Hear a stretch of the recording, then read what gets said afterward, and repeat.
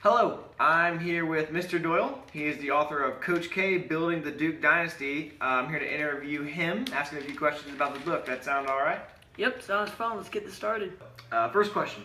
What made you decide to write this nonfiction book about Mike Krzyzewski?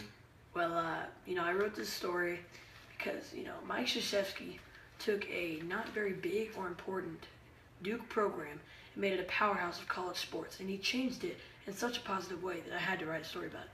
Awesome. In Mike's first year as the Duke Blue Devils coach, he was absolutely obliterated by his opponents.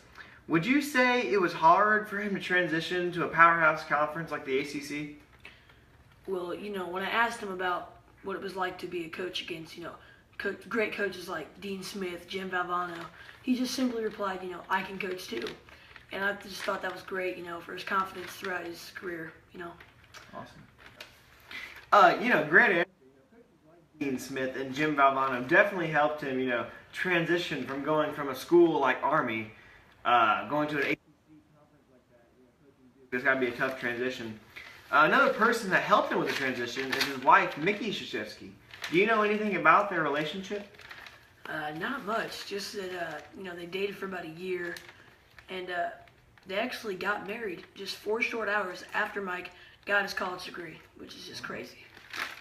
Is it true that when Coach K was first introduced as the head coach, finally announced Mike Krzyzewski, that they pronounced his name wrong?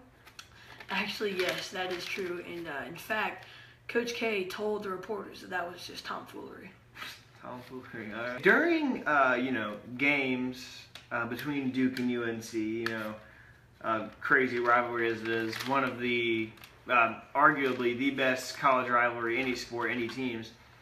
There would be squabbles that would occur between Mike Krzyzewski and Dean Smith. What was that like? Well, in intercollegiate basketball games, they're there to compete, and that's just what's going to happen when you're coaching at UNC and Duke, To another former ACC coach, Jim Valvano, coached at NC State. He won 1 national championship there. That was in the 80s, but he died of cancer.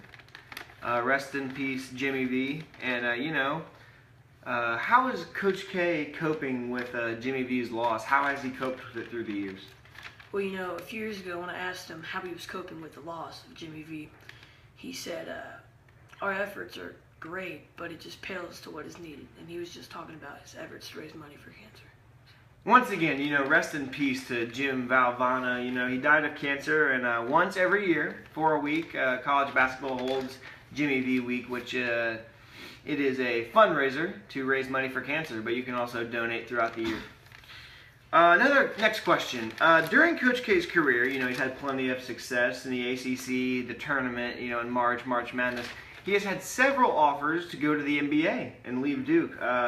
When you asked about that, how did you respond? Well, when I asked him if he ever thought about going pro, his exact words were, why would I want to leave something this good? And he's really just indulged himself in the Duke program. So, as Coach K, got higher in the ranks, that Bobby Knight became more jealous of Mike Krzyzewski and talked to him less. Have you ever talked to Mike about this? Yes, and it is true. As Mike was going up in the rankings, Bobby Knight just started speaking to Mike less and less, which led to Coach K wanting to strive to succeed more, which also led to back-to-back championships in 91 and 92. All right, that is the last question. Thanks for Mr. Doyle. Thanks for answering my questions. No problem. Awesome.